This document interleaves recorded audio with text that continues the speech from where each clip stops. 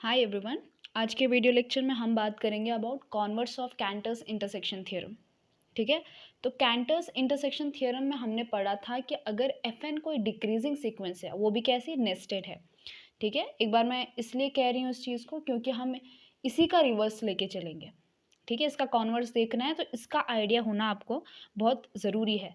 तो F1 F2 F3 and so on Fn ऐसे infinitely many क्या हैं, क्लोज्ड सबसेट्स है ऑफ कंप्लीट मेट्रिक स्पेस।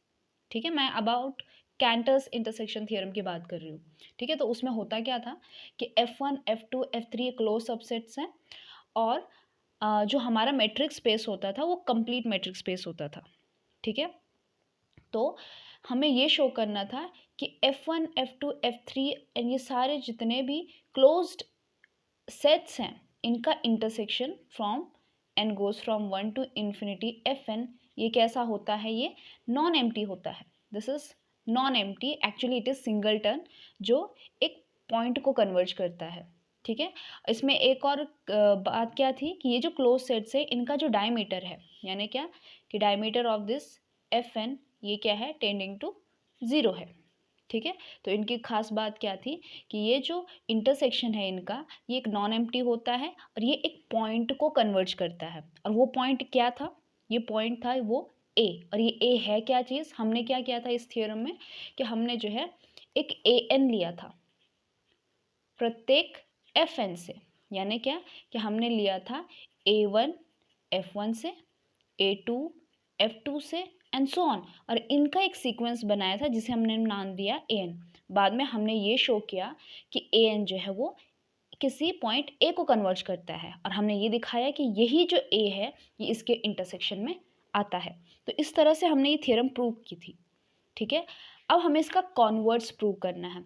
इसका कॉन्वर्स क्या है कि if every decreasing sequence of non empty closed subsets of x whose diameter tend to 0 have a non-empty intersection in metric space xt, then x is complete। यानी क्या कि हमें ये चीज़ दी गई हुई है कि हाँ क्लोज्ड क्या है, every decreasing sequence of non empty close subsets, ये जो है डिक्रीजिंग सीक्वेंस है क्लोज सेट्स का, इनका इंटरसेक्शन नॉन एम्प्टी है, इनका जो डायमीटर है वो 0 की तरफ टेंड कर रहा है। ठीक है, और हमें ये शो करना है कि ये जो x है ये कंप्लीट है, यानी कि इस x की एवरी कॉची सीक्वेंस जो है वो कन्वर्जेंट है। ठीक है, सो अगर आपको इस चीज़ का आइडिया है कि कैंटर्स इंटरसेक्शन थ्योरम को हमने किस तरह से प्रूव किया था, तो हम इसके कॉन्वर्ट्स को भी आराम से प्रूव कर सकते हैं।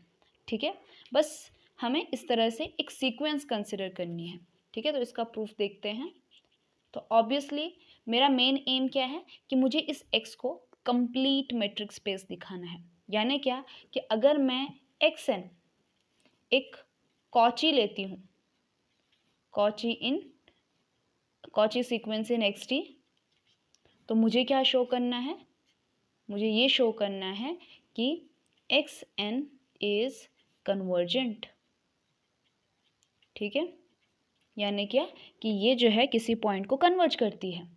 अब यहाँ पे ध्यान रखिए कि हमने यहाँ पे ए ने कॉची ली थी और उसको दिखाया था कि ए को कन्वर्ज कर रहा है।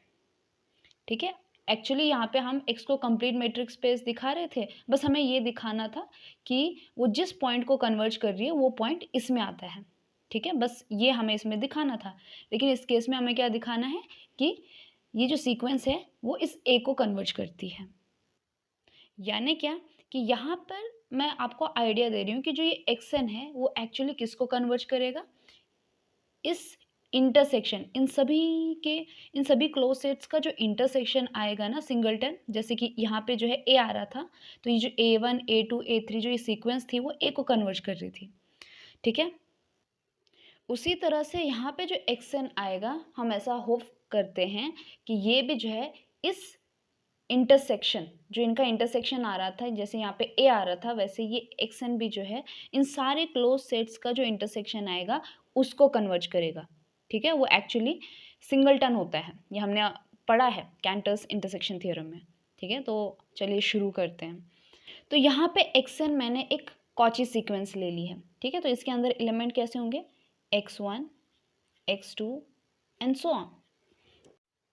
अब यहाँ पे क्वेश्चन ये है कि हम इस x1 x2 x3 को किस तरह से लें। देखिए यहाँ पे हमने जो है, यहाँ पे एक्चुअली हमने a1 a2 लिया था, तो यहाँ पे a1 लिया था हमने f1 से, a2 लिया था f2 से, एंड सो ऑन।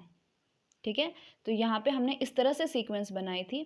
बस अब हमें ये देखना है कि हमें इसे कॉन्वर्स में किस तरह से शो करना होगा। तो यहाँ पे x1 x2 हमारे पास ऑलरेडी सीक्वेंस है और हमने f1 f2 f3 बनाना है। ठीक है, यहाँ पे हमारे पास f1 f2 f3 ऑलरेडी थे और इसमें से हमने a1 a2 a3 निकाले थे। ठीक है, तो यहाँ पे मैं बनाऊंगी f1 is equal to x1 x2 x3 and so on. ठीक है, और ये जो मैं फिलहाल सबसेट ले रही हूँ, मैंने ये नहीं कहा कि वो क्लोज है कि ओपन है, क्या है। ठीक है, f2 लिया मैंने, x2 x3 and so on. तो यहाँ पे साफ साफ दिखाई दे रहा है कि जो f2 है वो f1 के अंदर कंटेन्ड है। उसी तरह से f3 क्या लूँगी मैं, this is x3 x4 and so on. तो यहाँ पे आपको एक चीज़ दिखाई दे रही है कि f1 जो है वो सुपर सेट है इन सब का। सो f1 contains f2, f2 contains f3 and so on. तो ये एक तरह का मैंने सेट ले लिया है। ठीक है, सबसेट ले लिए हैं किसके, मैट्रिक स्पेस XT के। ठीक है, अब ये तो मैंने सिर्फ सबसेट लिए हैं, लेकिन यहाँ पे कॉन्सेप्ट आता है क्लोज्ड सबसेट का। ठीक है, तो हम जो है f1 f2 f3 को कंसिडर ना करके इनका क्लोजर कंसिडर करेंगे।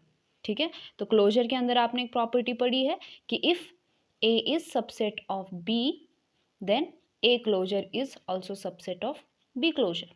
ठीक है, यानी क्या कि f1 का closure is subset of f2 का closure is subset of f3 का क्लोजर एंड सो ऑन।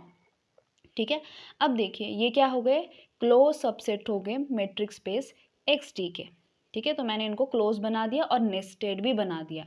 तो ये एक तरह की क्या है, decreasing sequence of close subsets in matric space XT।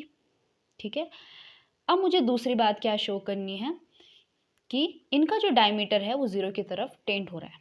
ठीक है, आपको मैं फिर से एक बार फिर से कहती हूँ कि यहाँ पे हमारे पास जब हम कैंटर्स इंटरसेक्शन थ्योरम प्रूव कर रहे थे तो हमारे पास f1 f2 f3 ऑलरेडी था कि वो क्लोज हैं। ठीक है, वगैरह वगैरह, इनके अंदर हमने जो है एक सीक्वेंस बनाई थी। अब हम उल्टा कर रहे हैं, हमारे पास सीक्वेंस है, उससे हमने जो है क्लोज सबसेट्स बनाए हैं f1 f2 f3, मतलब ये सारी कंडीशन हमें निकालनी है। अब हमें क्या शो करना है, हमें ये शो करना है कि इन क्लोज सेट्स का, यहाँ से हमने जो है एक सीक्वेंस बना दी। अब इसको हम क्या नाम देंगे, ये किस तरह की फॉर्म की है, FN क्लोजर। ये क्या बन गई, डिक्रीजिंग। डिक्रीजिंग का मतलब अब आप समझते होंगे, decreasing sequence of closed set. Okay, so अब हमारा नेक्स्ट एम क्या है, हमारा दूसरा एम है कि हमें क्या करना है, डायमीटर ऑफ FN क्लोजर को जो है ज़ीरो की तरफ टेंडिंग दिखाना है। ठीक है, सो अब हम क्या करेंगे, देखिए इसको दिखाने के लिए हमने जो है XN क्या ली है, XN जो है एक कॉची ली है। ठीक है, तो इसका कॉन्सेप्ट यहाँ पे यूज़ करेंगे।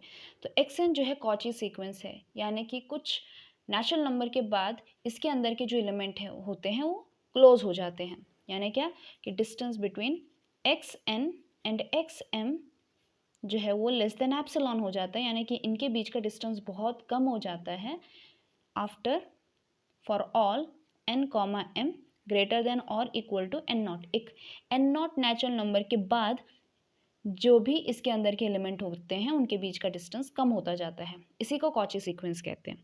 ठीक है, अब देखिए अगर n0 के बाद के एलिमेंट के बीच का डिस्टेंस कम कम होता जा रहा है, ठीक है, और हमारे जो सीक्वेंस है f1 f2 3, देखिए f1 f2 f3, ये क्या है, ये नेस्टेड सीक्वेंस है, ये डिक्रीज होती जा रही है। ठीक है, और ये जो xn जो एलिमेंट है ये इन्हीं के एलिमेंट है।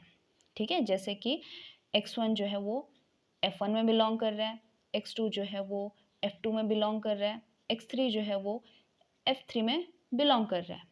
ठीक है। तो मान लेते हैं अगर x2 और x3 करीब हो जाते हैं, ठीक है, इसका मतलब ये क्या है कि तो F2 के अंदर x2 भी आता है और x3 भी आता है। तो अगर ये दोनों करीब हो जाएंगे तो F2 की जो डायमीटर है वो कम होती जाएगी। उसी तरह से x3 और x4 करीब हो जाएंगे तो F3 के अंदर जो है x3 भी आता है, x4, x5 इस तरह से आता है। तो अगर ये करीब हो जाएंगे तो F3 का डायमीटर और भी कम होता जाएगा, ठीक है। तो इसका यही मतलब होता है कि जो डायमीटर है Fn का, ये क्या हो रहा है, ये कम होता जा रहा है। This is less than epsilon, किसके बाद, इस एन नॉट के बाद। सो एन ग्रेटर देन और इक्वल टू एन नॉट के बाद क्या हो रहा है कि diameter of F N is less than epsilon, ठीक है। इसको समझना इंपॉर्टेंट है। डायमीटर ऑफ एफ एन यानी क्या कि एफ एन के अंदर जो एलिमेंट है उनके बीच का ग्रेटेस्ट डिस्टेंस, ठीक है।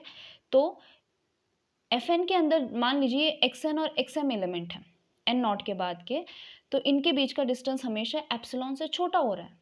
तो ऐसा नहीं हो सकता कि इसका डायमीटर जो है वो एप्सिलॉन से बड़ा हो, इसका जो डायमीटर है वो भी एप्सिलॉन से छोटा ही होगा, ठीक है। क्योंकि इनके अंदर के सारे एलिमेंट एन नॉट के बाद जितने भी सारे एलिमेंट हैं उनके बीच का डिस्टेंस जो है वो एप्सिलॉन से छोटा है। तो पॉसिबिलिटी है ही नहीं कि वो जो एफ एन है उसके अंदर भी यही एलिमेंट है, एन नॉट के बाद के जो भी नेचुरल नंबर्स हैं वही एलिमेंट है, तो इनके बीच का जो डिस्टेंस है वो एप्सिलॉन से बड़ा हो, ऐसा हो नहीं सकता, ठीक है।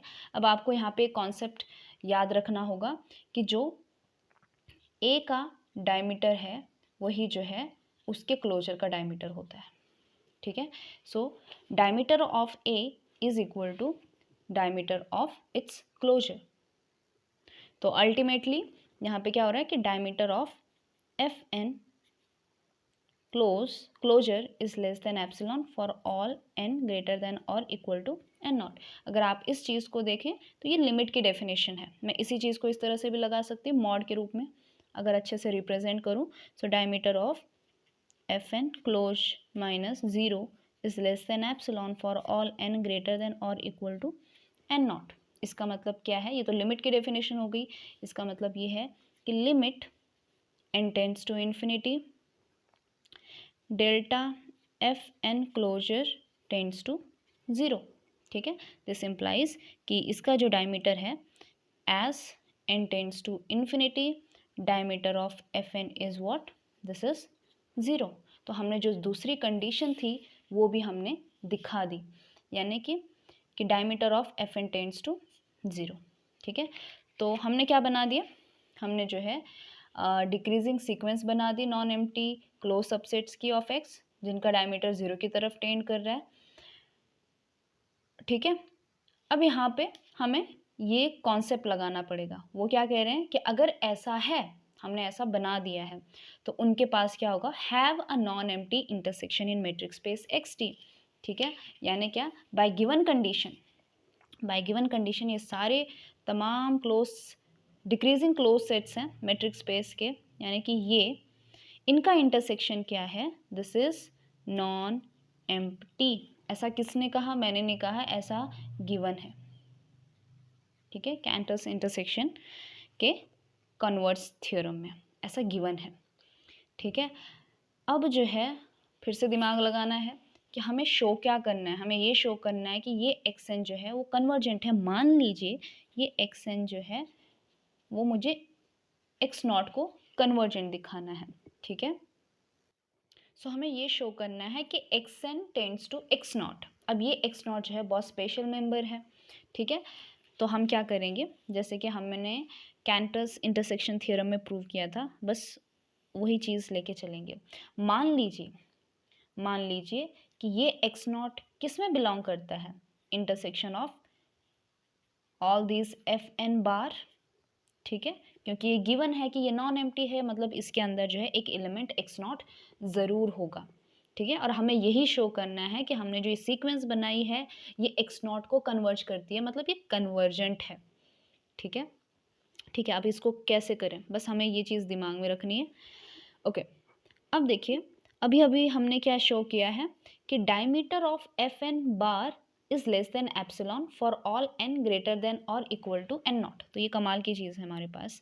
क्या कह रहा है कि इसका जो डायमीटर है, diameter of F N bar is less than epsilon for all N greater than और इक्वल टू एन नॉट। ठीक है, तो क्या ये चीज़, ये कंडीशन जो है एन नॉट से लेकर बाकी सारे ग्रेटर नेचुरल नंबर के लिए होल्ड करती है?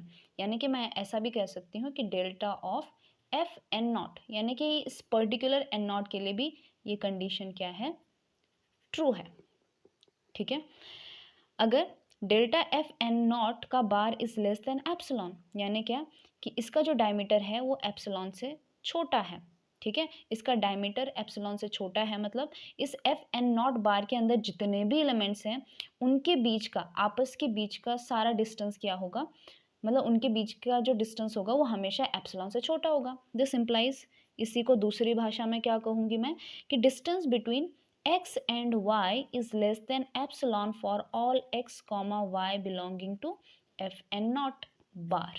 ठीक है, यानी क्या एफ एन नॉट बार के अंदर जितने भी एलिमेंट्स होंगे उनके बीच का डिस्टेंस जो है एप्सिलॉन से छोटा होगा, और ये हमें बहुत मदद करेगा। ठीक है, चलिए अब बढ़ते हैं काम की तरफ। सो तो हमने क्या लिया था, हमने एक्चुअली एफ एन एक डिक्रीजिंग सीक्वेंस ली थी of close subset, sorry closed नहीं है ये, हमने कुछ भी लिया था, इसका जो क्लोजर होगा वो क्लोज होगा, तो decreasing sequence of subsets of metric space X not. So F N क्या है, डिक्रीजिंग सीक्वेंस है, एन इज ग्रेटर देन और इक्वल टू एन नॉट। ठीक है, तो डिक्रीजिंग है, इसका मतलब क्या होगा कि एफ एन जो है वो एफ एन नॉट का सबसेट होगा। ठीक है, तो अगर A is subset of B, this implies कि A closure is subset of B closure. इनके कहने का ये मतलब है कि हमने अगर इस तरह से एफ एन डिक्रीजिंग सीक्वेंस ली है तो उनके जो क्लोजर्स हैं वो भी डिक्रीजिंग सीक्वेंस है, लेकिन वो क्लोज्ड बन जाते हैं। So F N closure is subset of F N not. ठीक है, अब देखिए, जैसे कि x1 f1 में बिलोंग करता है, x2 f2 में बिलोंग करता है, क्या उसी तरह से xn जो है वो fn में बिलोंग करेगा? ठीक है, और xn जो है वो fn क्लोजर में भी बिलोंग करेगा। वाई? बिकॉज क्लोजर के अंदर क्या होता है, closure is collection of all adherent points. So A closure के अंदर कौन आता है, वो पूरा सेट आता है और उसका डिराइव सेट आता है लिमिट पॉइंट्स ऑफ ए। ठीक है, यानी कि उसके अंदर ए के एलिमेंट भी आते हैं। सो एक्स एन जो है अगर ए का एलिमेंट है तो एक्स एन जो है वो ए क्लोजर का भी एलिमेंट है। ठीक है, और यहाँ पे दिखाई दे रहा है कि F N is subset of F N not. ठीक है, यानी कि इसके सारे एलिमेंट इसके अंदर आते हैं। दिस इम्प्लाइज कि एक्स एन जो है वो एफ एन नॉट क्लोजर के अंदर भी आता है। ठीक है, ये भी हमारी काम की चीज़ है। ओके, अब बात करते हैं हम एक्स नॉट की। क्या X not F N not के अंदर आता है? ठीक है, देखिए एक्स नॉट कहाँ का एलिमेंट है, X not belong to intersection N goes 1 to infinity F N. ठीक है, इन सब के इंटरसेक्शन में एक्स नॉट आता है, यानी कि इन सब के अंदर एक्स नॉट है। ठीक है, सो इन पर्टिकुलर एक्स नॉट जो है वो एफ एन के अंदर भी है, लेकिन एफ एन क्या है, हाँ एक्स नॉट जो है वो एफ एन के अंदर है, सो एक्स नॉट जो है वो एफ एन बार के अंदर भी है। तो एफ एन क्या है, एफ एन बार क्या है, एफ एन नॉट बार का सबसेट है। This is what, this is subset of F N not bar. This implies कि एक्स नॉट जो है वो एफ एन नॉट बार के अंदर भी एलिमेंट आ गया। ठीक है, सो ये भी हमारी काम की है। सो देखिए यहाँ से हमने एक चीज़ शो कर दी कि जो एक्स नॉट और एक्स एन है ये दोनों एफ एन नॉट बार के एलिमेंट हैं। ठीक है, अब यहाँ पे जो ये एफ एन नॉट का जो बार है ये एज अ हीरो यहाँ पे काम कर रहा है। ठीक है, वो कैसे, देख लीजिए। अभी अभी हमने एक बात कही थी कि distance between X and Y is less than epsilon for all X Y belonging to F N not. और यहाँ पे जो है ये सारे एक्स वाई जो इसके अंदर एलिमेंट हैं उसके लिए होल्ड होता है। यहाँ पे मैंने दो एलिमेंट ले लिए, कौन सा, एक एक्स एन और एक एक्स नॉट। तो एक्स एन और एक्स नॉट के लिए भी ये चीज़ होल्ड होनी चाहिए। ठीक है, तो हम यही करेंगे। सो डिस्टेंस बिटवीन, अब मैं एक्स की जगह एक्स एन लेती हूँ और y की जगह x नॉट लेती हूँ, so this is less than epsilon for all n greater than और इक्वल टू n नॉट। ये मैंने मन से नहीं लिया है, n greater than equal to n not. ये जो डेफिनेशन है ये आई कहाँ से है? This is from n greater than और इक्वल टू n नॉट। ठीक है, सो इसकी जगह मैं क्या लिख सकती हूँ? Distance between x and y is less than epsilon. ठीक है, फॉर ऑल इसकी जगह क्या लिख सकती हूँ? n ग्रेटर देन और इक्वल टू n नॉट। ठीक है, so distance between xn and x not is less than epsilon for all n greater than और इक्वल टू n नॉट। इसका क्या मतलब होता है कि this xn converges to x not. ठीक है, as n tends to infinity, और यही चीज़ हमको दिखानी थी। ठीक है, यही चीज़ हमें दिखानी थी कि ये जो कॉची सीक्वेंस है ये कैसी है? ये कन्वर्जेंट है, यानी कि किसी एन नॉट के बाद ये किसी पॉइंट को कन्वर्ज करती है, और ये एक्चुअली पॉइंट हमेशा उसी मेट्रिक स्पेस एक्स टी का होगा, कहीं बाहर का नहीं है। ठीक है, क्यों? क्योंकि एक्स नॉट क्या है? एक्स नॉट जो है इन सारे क्लोजर्स के इंटरसेक्शन में आता है। ठीक है, तो ऑब्वियसली ये सारे एक्स टी जो है मेट्रिक स्पेस के एलिमेंट हैं, इसलिए ये एक्स नॉट भी जो है उसी मेट्रिक स्पेस का एलिमेंट है। इसलिए हम कहते हैं कि X N converges to X not in metric space X T. ठीक है, देखिए ये बहुत इंपॉर्टेंट चीज़ है कि जिस पॉइंट को वो जो सीक्वेंस कन्वर्ज कर रही है वो जो पॉइंट है उस मेट्रिक स्पेस के अंदर होना चाहिए। हमने ऑलरेडी कहा है कि कॉची सीक्वेंस कन्वर्जेंट हो सकती है, लेकिन ज़रूरी नहीं है वो उसी पॉइंट को कन्वर्ज करे जो उस मेट्रिक स्पेस के अंदर हो। ठीक है, लेकिन यहाँ पे एक्स नॉट जो है उसी मेट्रिक स्पेस का एलिमेंट है, इसीलिए एक्स एन कन्वर्जेंट है and therefore x is complete. ठीक है, तो ये था हमारा कैंटर्स इंटरसेक्शन थ्योरम का कॉन्वर्स, जहाँ पे जो है ये कंडीशन दी गई थी कि decreasing sequence of non empty close subsets of x जिनका डायमीटर 0 की तरफ टेंड हो रहा है, वो क्या है? उनका इंटरसेक्शन नॉन एम्प्टी है, और हमें ये शो करना है कि एक्स क्या है? कंप्लीट है। ठीक है, सो आई होप आपको कन्वर्स भी समझ में आया हो। ठीक है, इसके आगे पढ़ेंगे हम नेक्स्ट वीडियो लेक्चर के अंदर।